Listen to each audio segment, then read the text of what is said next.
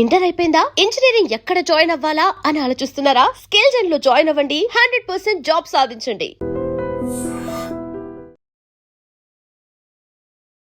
నమస్తే అండి వీరాంజనేయులు గారు. నమస్కారం అండి.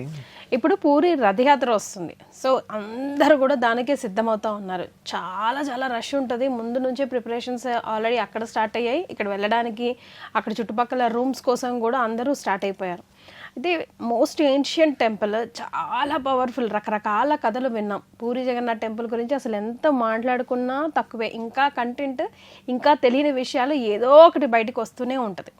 సో అలాంటిది వాస్తు ప్రకారం పూరి జగన్నాథ్ టెంపుల్ చాలా హైయెస్ట్ ప్రయారిటీ ఉంది కాబట్టి ఇంకా కూడా అలా సస్టైన్ అవుతుంది. అందులో ఆ మ్యాజిక్, ఆ పవర్, ఆ పాజిటివ్ ఎనర్జీ ఉంది అంటూ ఉంటారు. సో దానికి సంబంధించి ఈరోజు డిస్కస్ చేద్దామండి. చాలా మంచి టాపిక్ అండి. ఎందుకంటే పూరి జగన్నాథ్ గురించి మనం మీరు అంటే రకరకాల స్టోరీస్ వింటాము, చాలా లైవ్ కేసెస్ కూడా మనం చూస్తాం. రీసెంట్గానే మనం నార్త్ ఇండియాలోనే ఒక కేసు కూడా చూసాం. అబ్బాయిని పాస్ట్ 1-2 months నుంచి హాస్పిటలైజ్డ్ అట. వెంటిలేషన్ మీదే ఉన్నాడు. ఇంకా వేస్ట్, నువ్వు తీసుకెళ్ళిపో, ఉన్నన్ని రోజులు ఊపిరాడినంత కాలం ఉంటాడు అని అంటే, బాబు చిన్న బాబు పూరికి తీసుకెళ్ళి అక్కడ జస్ట్ అక్కడ పెట్టాడంట. ఆ బాబు మెల్లమెల్లగా మంచి నయం అవ్వడం స్టార్ట్. సో ఇలాంటి మిరికల్స్ ఎన్నో ఉన్నాయి కదా, జెండకు సంబంధించి కానీ రకరకాలు. అవునండి.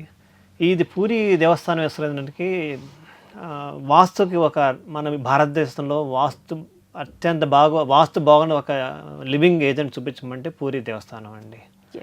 ఎందుకంటే దీనికి ఆల్మోస్ట్ ఇప్పుడున్న కరెంట్ స్ట్రక్చర్ గుడి ఏదైతే ఉందో అది ఆల్మోస్ట్ 970 సంవత్సరాలు అవుతుంది. 970 years ఓల్డ్ టెంపుల్.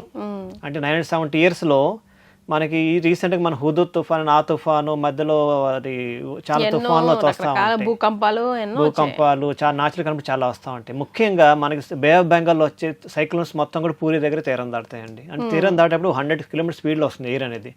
మనకు వార్త చెప్తాం 80 kilometers స్పీడ్లో వస్తాయి, 60 kilometers స్పీడ్లో గాలి వస్తూ ఉంటుంది అనేది వింటాం. అంత మ్యాసివ్ స్ట్రక్చరు పూరి మీదనే వెళ్తున్నప్పుడు అంత గాలి ఎంత ప్రభావం ఉంటుందండి. మన ఇల్లు చెట్లు పడిపోతూ ఉంటాయి. మరి అంత పెద్ద గుడి చెక్కుతరకంగా ఉంది చూడండి, దాంట్లో ఎంత మహత్తరం ఉందండి.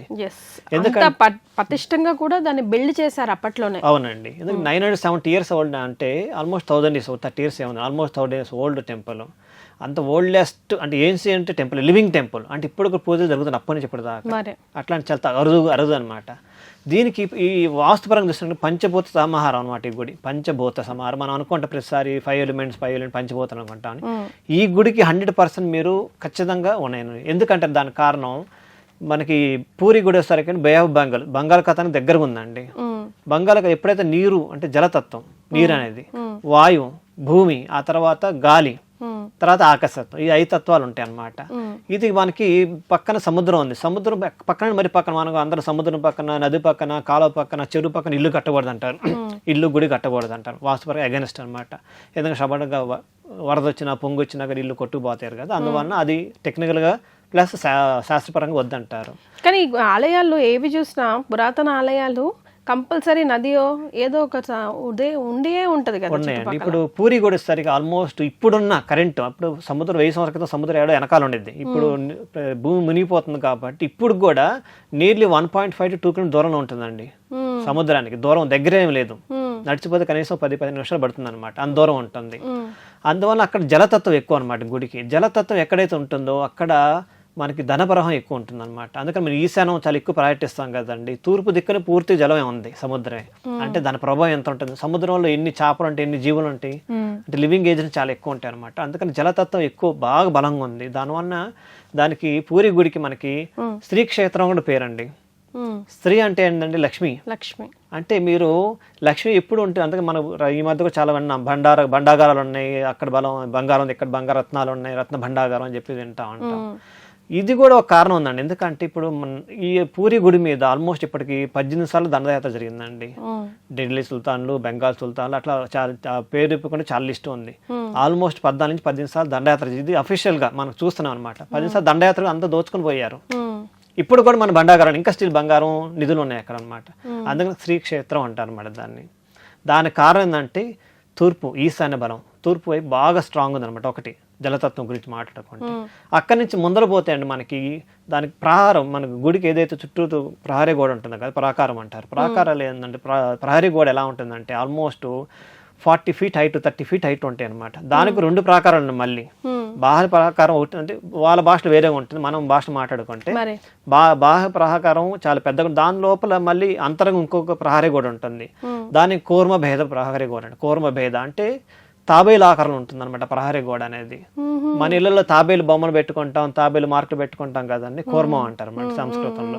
కూర్మ భేదం ఎందుకంటే అసలు ప్రహరీ గోడ ఎందుకనేది ఫస్ట్ మాట్లాడుకోవాలి. వాస్తుపరంగా చూసుకుంటే ప్రహరీ గోడ ఏంటంటే పాజిటివ్ ఎనర్జీని బయటకు పంపించదు, బయట ఎనర్జీ నుంచి లోపల రానిది అనమాట.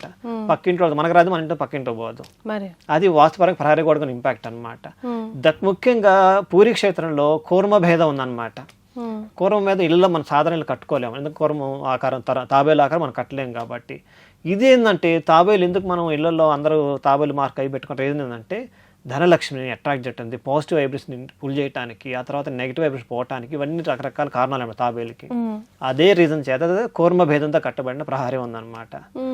ఇది చాలా పవర్ఫుల్. అందువల్ల 1000 సంవత్సరాలు నాకు కూడా ఇంతవరకు చెక్కు చెదరలేదు, ఇప్పుడుగా అంత విరాలు జరుగుతుంది అనమాట. Lakhs of millions of devotees వెళ్తామన్నమాట అనమాట.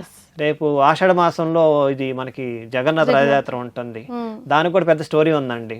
ఎందుకంటే అది పూరి గుడిలో ఉన్న విగ్రహాలు ఏంటంటే ఇవి చెక్క విగ్రహాలు అనమాట, వేప చెట్టు చేసిన విగ్రహాలు అనమాట.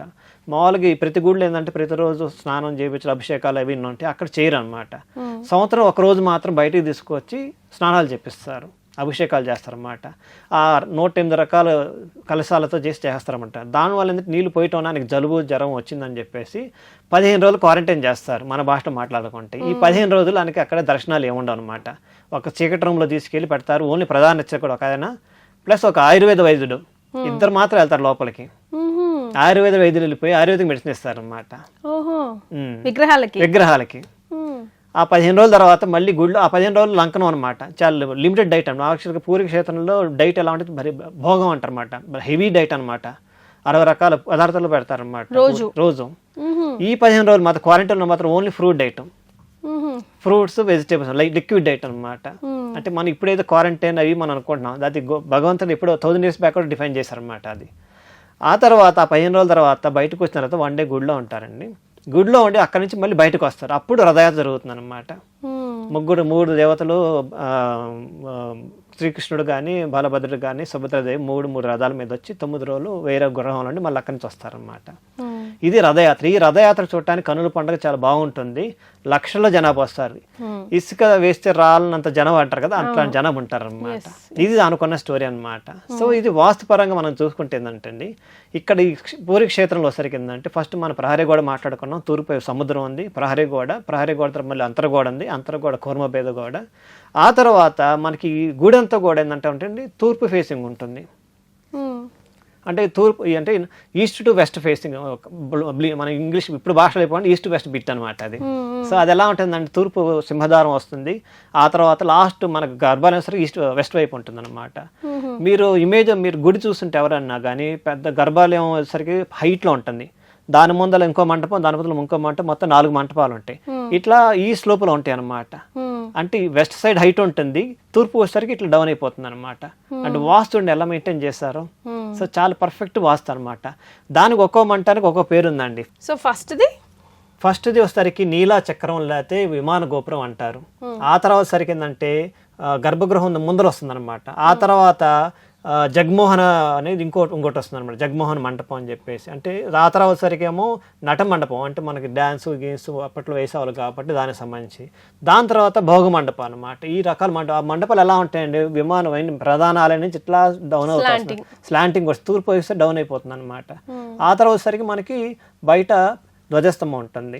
ఆ ధ్వజస్తంభం కూడా ఏంటంటే అసలు ఆ గుడికి ధ్వజస్తంభం లేదు. ఫస్ట్ ఆఫ్ ఆల్ ఇప్పుడున్న ప్రెజెంట్ అరణ్య స్తంభం అంటారు అనమాట. ఈ అరణ్య స్తంభం అనేది పూరికి సంబంధించింది కాదు. కోనరకుల సన్ టెంపుల్ మన అందరూ తెలిసిందే.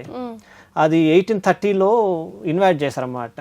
అది పగలగొట్టినప్పుడు అంత పగలగొట్టేశారు, అందరూ తెలిసిందే. అక్కడ అరగిరి స్తంభం తీసుకొచ్చి పూరి దగ్గర ప్రతిష్ఠించారన్నమాట. ఆల్మోస్ట్ 250-200 years బ్యాక్ ఓల్డ్ అనమాట. ఆ మంటపానికి ఒక స్పెషాలిటీ ఉందండి, ఆ స్తంభానికి కూడా. మనం ఎప్పుడైతే ఈస్ట్ లోంచి ఎంటర్ అవుతా ఉంటామో ఆ మంటపం దగ్గర అందరూ వచ్చి నమస్కారం చేస్తారు.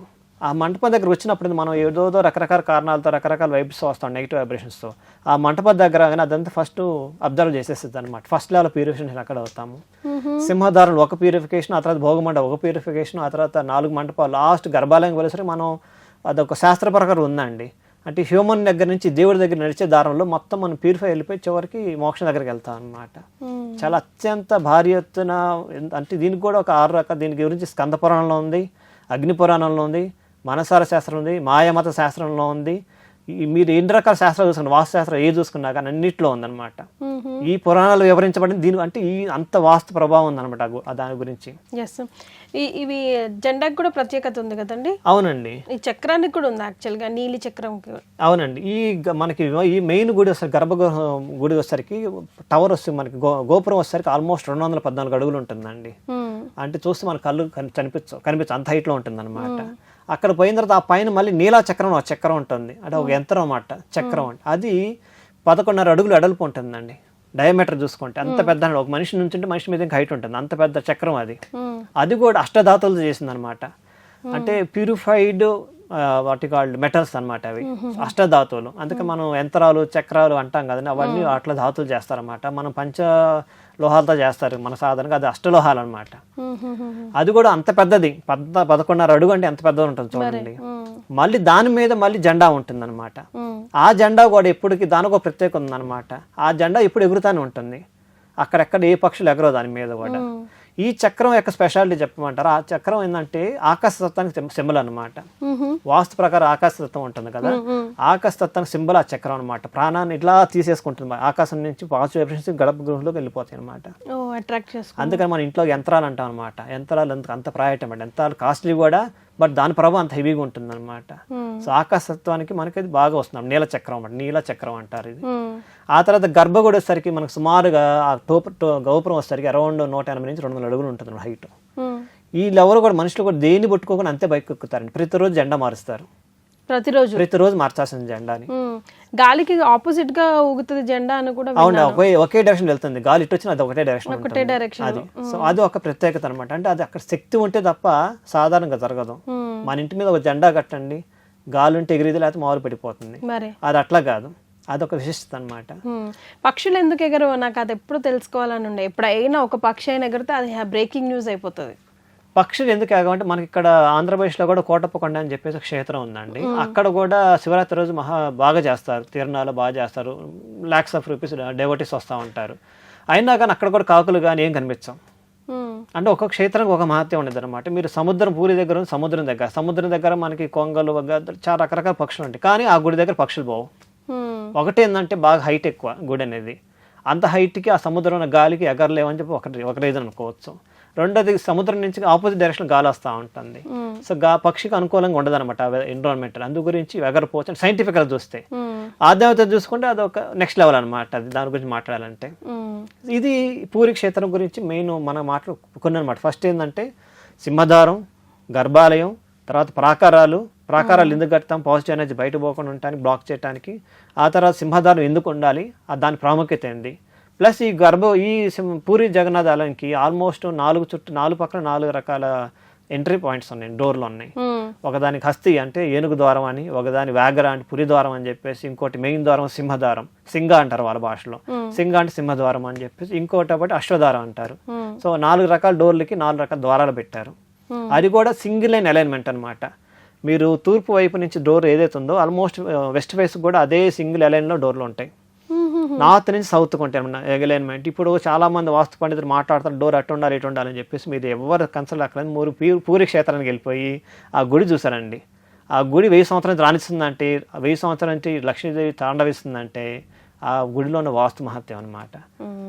సో మీరు ఎవరు వెళ్ళదు, వాస్తు పండుగ వెళ్ళొద్దు, మీరు వెళ్ళిపోయి అక్కడికి వెళ్ళండి ఒకసారి. 2 స్వామిక స్వకారం 2 జరుగుతాయి అన్నమాట. పూరికి వెళ్తే అక్కడ వాస్తు చూసారండి, అదే మాదిరి ఇల్లు కట్టుకోండి. అదే మాదిరి అంత కట్టలేము, అట్లీస్ట్ దాన్ని ఇంప్లిమెంట్ చేసుకోవాలని ట్రై చేస్తాం. ఎందుకంటే ఈ వాస్తు పురుష మండల ప్రకారం పూరి గుడి అనేది మనకి వాస్తు పురుష మండల ప్రకారం 81 స్థానాలు ఉంటాయి అనమాట. 81 పాదాలు అంటారు. పూరి గుడి కట్టిన అంత మహత్తరమైన గుడి కూడా మనకి దాదాపుగా 64 స్థానాల్లో కట్టగలిగారు. 81 స్థానాలు కట్టలేకపోయారు. 64 స్థానాలకే ఇన్ని సంవత్సరాల నుంచి ఉంది. ఎన్ని తరాలు పోయి ఉంటాయండి. ఎంతమంది మారుంటారు, ఎంతమంది రాజులు పోషించుంటారు. సో మనకి పూరీ క్షేత్రంలో ఒక విశేషత ఏంటంటే ధనాకర్షణ ఎంత ఉందో జనాకర్షణ అంతేనండి. మీరు ఏ రోజు అని చెప్పండి, సండే లేదు, మండే లేదు, 7 days 365 days ఎప్పుడు పోయినా కానీ ఫుల్ జనాభా అంటారు. ఎప్పుడు పోయినా గుడిలో భయంకరంగా డబ్బు ఉంటుంది ఆటోమేటిక్గా. సో మన ఇంటికైనా కానీ, మన కంపెనీకైనా కానీ, మన వ్యాపారానికి కానీ ధనాకర్షణ చాలా చాలా ఇంపార్టెంట్ అండి. ఇవన్నీ అది ఎప్పుడో మహర్షులు ఎప్పుడో రాసి పెట్టారండి. మన మీద కొత్తగా ఇన్వెస్ట్ చేయక, కొత్తగా అనుకోకర్లేదు, ఆల్రెడీ రాసి పెట్టారు, ఆల్రెడీ శాస్త్రాలు ఉన్నాయి. ఆ శాస్త్రాలు మన ఇంట్లో అవకాశం అంత వరకు, మన వర్క్ ప్లేస్లో కానీ, మన వ్యాపారం కానీ, మన ఇంట్లో కానీ అవకాశం అంతా ఇంప్లిమెంట్ చేసుకోగలిగితే ఖచ్చితంగా మనకు కూడా బాగా రాణిస్తుందండి. ఎస్, ఆ రోజుల్లోనే అసలు వాస్తుని ఎంత పక్కడబందీగా ప్లాన్ చేసుకోగలిగితే ఇంతటి మహత్తరమైన పుణ్యక్షేత్రం రాగలిగింది. అవునండి, అంతేనండి. Yes, so mystery of Puri నిజంగానే ఎన్నిసార్లు మాట్లాడుకున్నా, ఎంతో మాట్లాడుకున్నా, ప్రతిసారి ఎవరో ఒకరు ఇంకో కొత్త విషయం చెప్తారు, అబ్బురపరిచి వెళ్ళబెట్టి అవునా ఇది కూడా ఉందా అలా అనిపిస్తుంది. ఎన్నోసార్లు అనుకుంటున్నాం వెళ్ళాలని, స్వామివారి అనుగ్రహం ఉండాలి కదండి, దర్శన భాగ్యం కలగాలన్నా కూడా. కానీ చాలా బ్రహ్మాండమైన క్షేత్రం అండి. మీరు ఒక్కసారి వెళ్తే మళ్ళీ ఇంకోసారి ఆ ఫీలింగ్స్ బయట రాలేరు. 2 years 3 years అయినా అదే ఫీలింగ్ మీ మనసులో పడిపోతాయి అన్నమాట గుడి గురించి. ఎస్, సో మీలో ఎవరైనా పూరి జగన్నాథ ఆలయాన్ని విజిట్ చేశారా, చేస్తే మీకు ఎలాంటి అనుభూతి కలిగింది, అవన్నీ కమెంట్స్ రూపంలో తెలియజేయండి. చాలా సంతోషం వీరాంజనేయులు గారు, ధన్యవాదాలు. And for more videos, Please subscribe to iDream. Please subscribe to iDream. Please subscribe iDream. And please subscribe to iDream. For more videos, subscribe to iDream. please like, share and subscribe to the channel. Congratulations, iDream. Subscribe to iDream. Subscribe to iDream. So subscribe to iDream Media. iDream की iDream team अंदर की huge congratulations. Please subscribe iDream Media. Please subscribe to iDream.